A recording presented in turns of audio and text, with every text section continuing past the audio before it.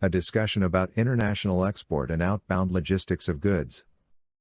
In the export trade, goods and services are sold and shipped out of the jurisdiction of the country and customs authorities. While exporting to developed countries, Bangladesh gets some tariff facilities. It is nothing but helping the developing countries in export trade and industrialization. On the other hand, they regulate some products to enter their country at a lower price. Currently, Bangladesh is enjoying tariff-free market access for 90% to 100% of products in all the developed countries except the United States. Tariff-free and low-tariff market access facilities in developed and some developing countries immensely benefited Bangladesh. Bangladesh High Commissioner to Ottawa wrote that quality of Bangladesh's apparel products as well as the efficient supply chain mechanism has largely contributed to doubling bilateral trade in a decade.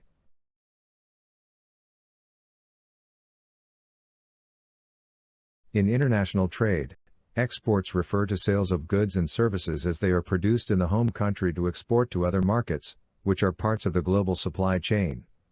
Commercial exports and outbound logistics require the involvement of customs authorities in both countries. Amazon, eBay, DHL, etc. Internet-based companies usually handle comparatively smaller cargo volumes at a time. In the export trade, goods and services are sold and shipped out of the jurisdiction of the country and customs authorities. They are usually shipped in commercial terms and in comparatively bigger quantities. But there are other forms of export also, where small cargo and packages are shipped by worldwide internet-based companies like Amazon, eBay, Alibaba Group, a Chinese e-commerce company, etc. But customs jurisdiction needs to be followed by exporters.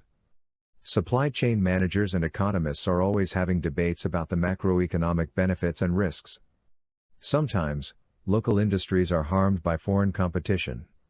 It is necessary that national regulations and regulatory bodies are needed to control the trade and export of a country. For instance, Bangladesh export-related promotional and regulatory actions are taken by Export Promotion Bureau, Bangladesh. For Canada, it is the Canadian Export and Import Controls Bureau. Sometimes government regulations and policies either stimulate or regulate some of the export items. Governments do it based on specific products. Some international agreements work as trade barriers.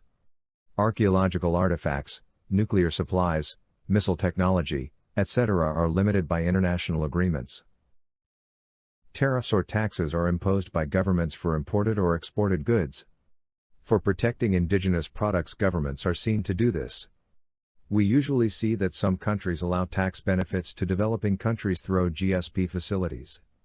It is nothing but helping the developing countries in export trade and industrialization. On the other hand, they regulate some products to enter their country at a lower price. To define export strategy, we can say that it is nothing but the event of commodities shipped in a supply chain to another places or country for consumption by the customers. In economies, it is shipped to another country as a part of a sales agreement. For a supply chain of a company, it is an assessment of export readiness and gap analysis if need further change and development. Also, the export readiness of a commodity. Externally, it is finding target markets in countries and major trade channels. And, considering delicate issues related to advertising, pricing, volumes, transportation, partnership, etc. which may increase supply chain surplus. Currently, Bangladesh is enjoying tariff-free market access for 90% to 100% of products in all the developed countries except the United States. Tariff-free and low-tariff market access facilities in developed and some developing countries immensely benefited Bangladesh. Some developing countries like China and India also allowed tariff-free market access to various products. A multilateral trade regime within the framework of the World Trade Organization, WTO, allows LDCs to get tariff-free market access. For instance, having only 25% local value addition, any Bangladeshi products except dairy, eggs, and poultry can enter the Canadian market without any duty. This is to say, the country will enjoy the existing market access benefits till 2027. The trade-related benefits including market access facilities will, however, continue for another 3 years. Bangladesh High Commissioner to M.Ikramullah in a recent letter wrote to the Ministry of Commerce that Bangladesh has been confirmed as a priority country for a 5-year trade facilitation program. Bangladesh High Commissioner to Ottawa wrote that quality of Bangladesh's apparel products, as well as the efficient supply chain mechanism, has largely contributed to doubling bilateral trade in a decade. Bangladesh is the second largest source country of Canadian imports from South Asia after India. Bangladesh mainly exports knitwear, woven, textile articles, headgear, fish and seafood, and footwear to Canada. Garments and textile products accounted for over 90% of Canada's merchandise imports from Bangladesh. The envoy also wrote that the Government of Canada has already confirmed Bangladesh's continuation of enjoying a General Preferential Tariff, GPT, for the period from January 2014 to December 2023. Based on rules of origin, tariff treatments are under 3 different tariff codes, LDC 08, GPT 09, MFN 02 according to the CCRA Internet site. Supply chain managers and the CEO need to check and decide regarding supply chain surplus. Then, proceed with export decisions. Export readiness is also a very critical issue for a company and the supply chain as a whole.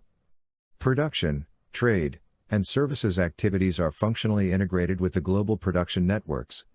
Stages in a commodity chain are included in it. Rather than relying on shipping and forwarding, GPN made many manufacturers think about global logistics strategies. So, beyond manufacturing, this includes governance and transportation. Value-added services are found now to integrate with freight packages. Production and distribution assets are repositioned within global supply chains. The success of a global production network is largely determined by the performance of the logistic networks as they link production, distribution, and consumption.